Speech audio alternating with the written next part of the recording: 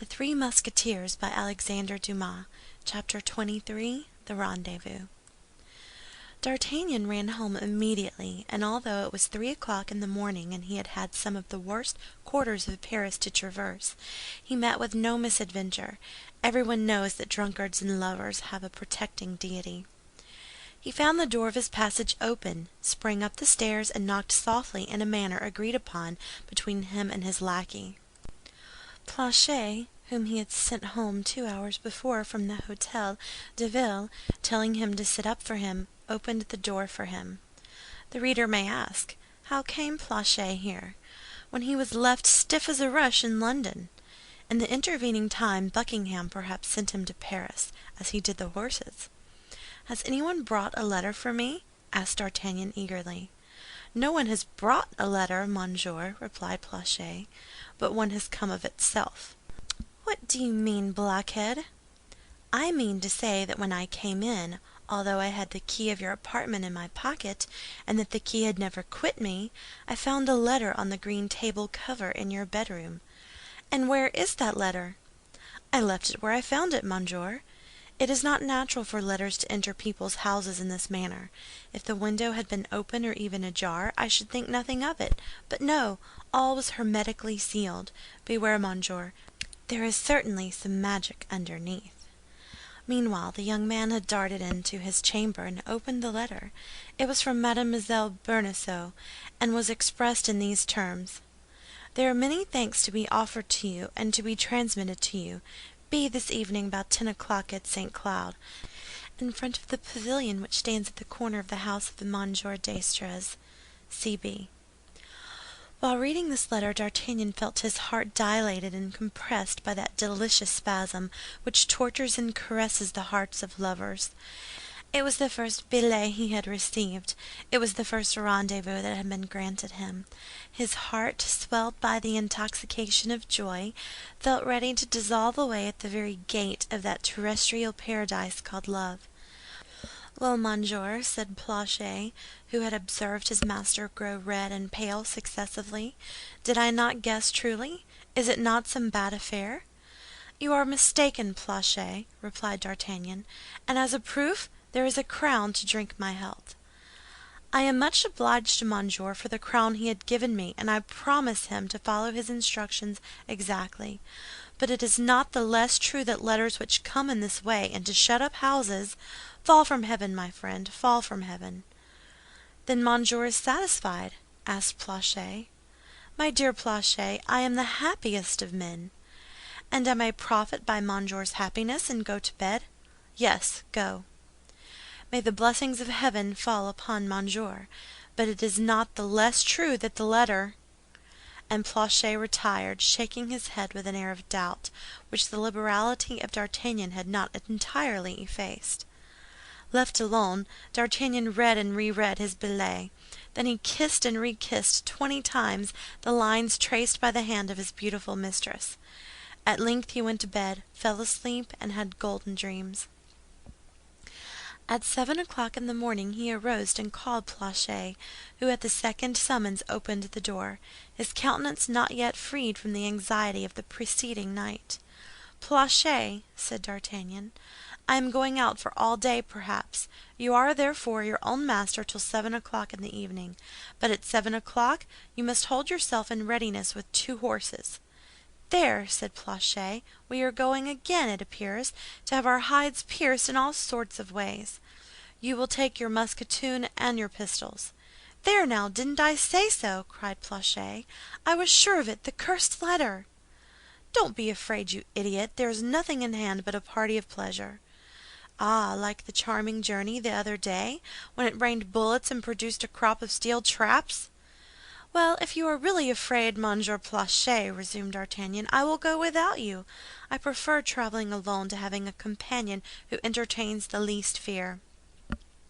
"Monsieur does me wrong," said Planchet. "I thought he had seen me at work." "Yes, but I thought perhaps you had worn out all your courage the first time." "Monsieur shall see that upon occasion I have some left.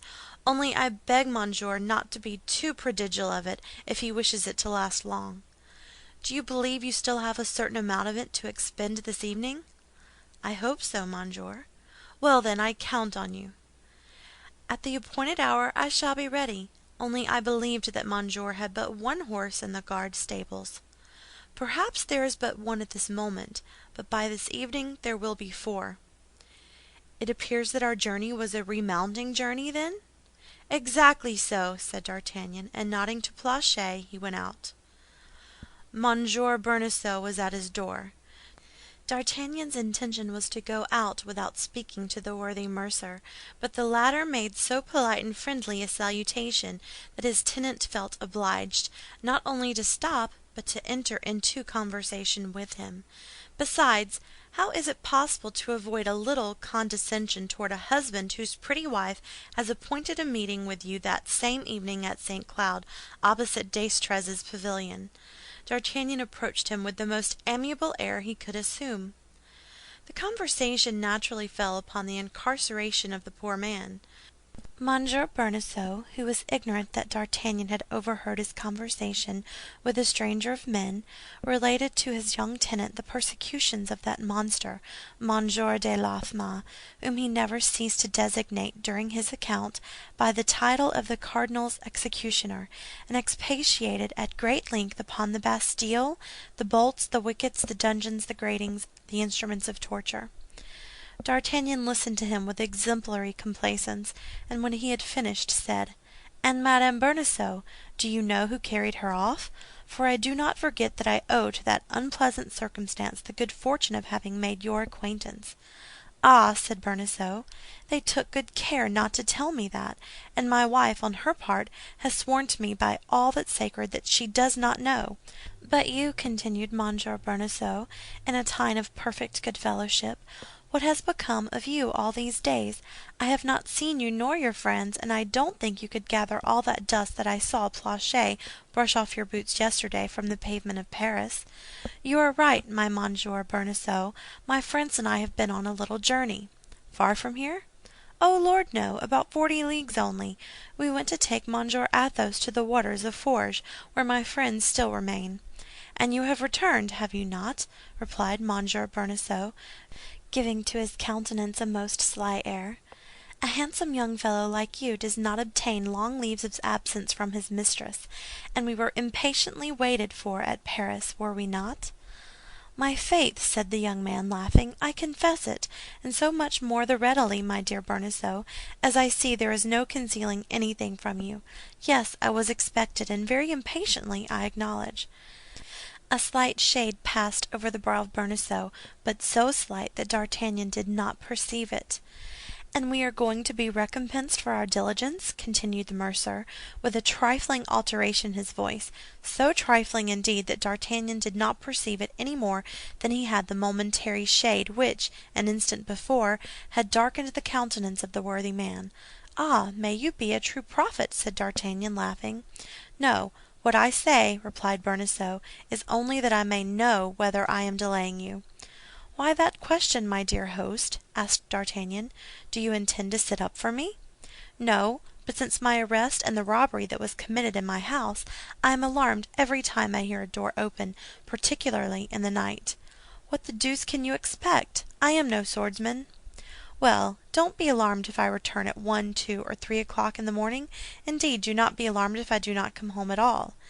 This time Bonacieux became so pale that D'Artagnan could not help perceiving it, and asked him what was the matter. "Nothing," replied Bonacieux, "nothing. Since my misfortunes I have been subject to faintnesses, which seize me all at once, and I have just felt a cold shiver. Pay no attention to it; you have nothing to occupy yourself with but being happy." "Then I have full occupation, for I am so." "Not yet; wait a little. This evening, you said." "Well, this evening will come, thank God, and perhaps you look for it with as much impatience as I do. Perhaps this evening Madame Bonacieux will visit the conjugal domicile." "Madame Bonacieux is not at liberty this evening," replied the husband seriously. "She is detained at the Louvre this evening by her duties." "So much the worse for you, my dear host, so much the worse. When I am happy, I wish all the world to be so, but it appears that is not possible." The young man departed, laughing at the joke, which he thought he alone could comprehend. "Amuse yourself well," replied Bonacieux, in a sepulchral tone. But D'Artagnan was too far off to hear him, and if he had heard him in the disposition of mind he then enjoyed, he certainly would not have remarked it. He took his way toward the hôtel of Monsieur de Tréville. His visit of the day before, it is to be remembered, had been very short and very little explicative. He found Tréville in a joyful mood. He had thought the king and queen charming at the ball. It is true the cardinal had been particularly ill-tempered. He had retired at 1 o'clock under the pretense of being indisposed. As to their Majesties, they did not return to the Louvre till 6 o'clock in the morning. "Now," said Tréville, lowering his voice, and looking into every corner of the apartment to see if they were alone, "now let us talk about yourself, my young friend, for it is evident that your happy return has something to do with the joy of the king, the triumph of the queen, and the humiliation of his Eminence. You must look out for yourself." "What have I to fear," replied D'Artagnan, "as long as I shall have the luck to enjoy the favor of their Majesties?" "Everything, believe me. The cardinal is not the man to forget a mystification until he has settled account with the mystifier, and the mystifier appears to me to have the air of being a certain young Gascon of my acquaintance." "Do you believe that the cardinal is as well posted as yourself, and knows that I have been to London?" "The devil! You have been to London? Was it from London you brought that beautiful diamond that glitters on your finger? Beware, my dear D'Artagnan. A present from an enemy is not a good thing. Are there not some Latin verses upon that subject? Stop!" "Yes, doubtless," replied D'Artagnan, who had never been able to cram the first rudiments of that language into his head, and who had by his ignorance driven his master to despair. "Yes, doubtless there is one." "There certainly is," said Monsieur de Tréville, who had a tincture of literature, "and Monsieur de Bondside was quoting it to me the other day. Stop a minute. Ah, this is it. Timeo Danae e dona ferant, which means, 'Beware of the enemy who makes you presents.'" "This diamond does not come from an enemy, monsieur," replied D'Artagnan. "It comes from the queen." "From the queen? Oh, oh!" said Monsieur de Tréville. "Why, it is indeed a true royal jewel, which is worth 1,000 pistoles if it is worth a denier. By whom did the queen send you this jewel?" "She gave it to me herself." "Where?" "In the room adjoining the chamber in which she changed her toilet." "How?" "Giving me her hand to kiss." "You have kissed the queen's hand?" said Monsieur de Tréville, looking earnestly at D'Artagnan. "Her Majesty did me the honor to grant me that favor." "And that in the presence of witnesses? Imprudent, thrice imprudent!" "No, monsieur, be satisfied. Nobody saw her," replied D'Artagnan, and he related to Monsieur de Tréville how the affair came to pass. "Oh, the women, the women!" cried the old soldier. "I know them by their romantic imagination. Everything that savors of mystery charms them. So you have seen the arm, that was all. You would meet the queen, and she would not know who you are?" "No, but thanks to this diamond," replied the young man. "Listen," said Monsieur de Tréville. "Shall I give you counsel, good counsel, the counsel of a friend?" "You will do me the honor, monsieur," said D'Artagnan. "Well, then, off to the nearest goldsmith's and sell that diamond for the highest price you can get from him. However much of a Jew he may be, he will give you at least 800 pistoles. Pistoles have no name, young man, and that ring has a terrible one, which may betray him who wears it." "Sell this ring? A ring which comes from my sovereign? Never!" said D'Artagnan.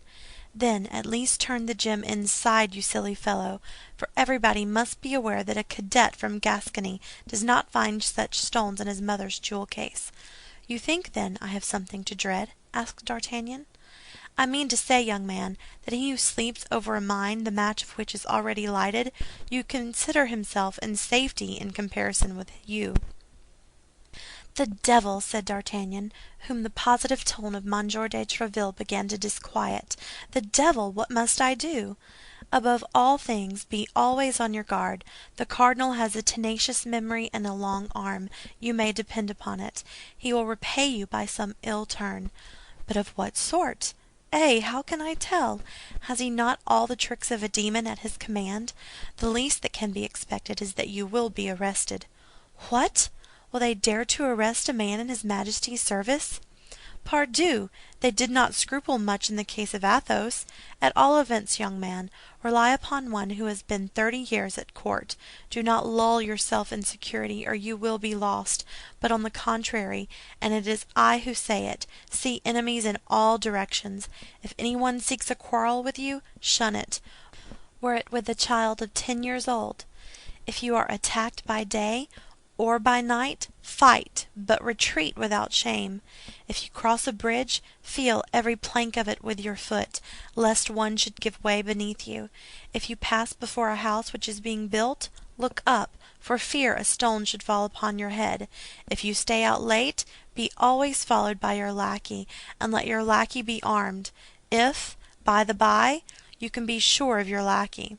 Mistrust everybody, your friend, your brother, your mistress above all. D'Artagnan blushed. My mistress above all, repeated he mechanically, and why her rather than another? Because a mistress is one of the cardinal's favorite means. He has not one that is more expeditious. A woman will sell you for 10 pistoles, witness Delilah. You are acquainted with the Scriptures? D'Artagnan thought of the appointment Mademoiselle Bonacieux had made with him for that very evening, but we are bound to say, to the credit of our hero, that the bad opinion entertained by M. de Tréville of women in general did not inspire him with the least suspicion of his pretty hostess. "But, à propos," resumed M. de Tréville, "what has become of your 3 companions? I was about to ask you if you had heard any news of them." "None, monsieur." "Well, I left them on my road. Porthos at Chantilly, with a duel on his hands; Aramis at Crèvecœur, with a ball in his shoulder; and Athos at Amiens, detained by an accusation of coining." "See there, now," said M. de Tréville, "and how the devil did you escape?" "By a miracle, monsieur, I must acknowledge, with a sword thrust in my breast, and by nailing the Comte de Wardes on the byroad to Calais like a butterfly on a tapestry." "There again, De Wardes, one of the cardinal's men, a cousin of Rochefort. Stop, my friend, I have an idea." "Speak, monsieur." "In your place, I would do one thing." "What?" "While his Eminence was seeking for me in Paris, I would take, without sound of drum or trumpet, the road to Picardy, and would go and make some inquiries concerning my 3 companions. What the devil! They merit richly that piece of attention on your part." "The advice is good, monsieur, and tomorrow I will set out." "Tomorrow? And why not this evening?" "This evening, monsieur, I am detained in Paris by indispensable business." "Ah, young man, some flirtation or other. Take care, I repeat to you, take care. It is woman who has ruined us, still ruins us, and will ruin us, as long as the world stands. Take my advice and set out this evening." "Impossible, monsieur." "You have given your word, then?" "Yes, monsieur." "Ah, that's quite another thing. But promise me, if you should not be killed tonight, that you will go tomorrow." "I promise it." "Do you need money?" "I have still 50 pistoles. That, I think, is as much as I shall want." "But your companions?" "I don't think they can be in need of any. We left Paris each with 75 pistoles in his pocket." "Shall I see you again before your departure?" "I think not, monsieur, unless something new should happen." "Well, a pleasant journey." "Thanks, monsieur." D'Artagnan left M. de Tréville, touched more than ever by his paternal solicitude for his Musketeers. He called successively at the abodes of Athos, Porthos, and Aramis. Neither of them had returned. Their lackeys likewise were absent, and nothing had been heard of either the one or the other. He would have inquired after them of their mistresses, but he was neither acquainted with Porthos's nor Aramis's, and as to Athos, he had none. As he passed the Hôtel des Gardes, he took a glance into the stables. 3 of the 4 horses had already arrived. Planchet, all astonishment, was busy grooming them, and had already finished 2.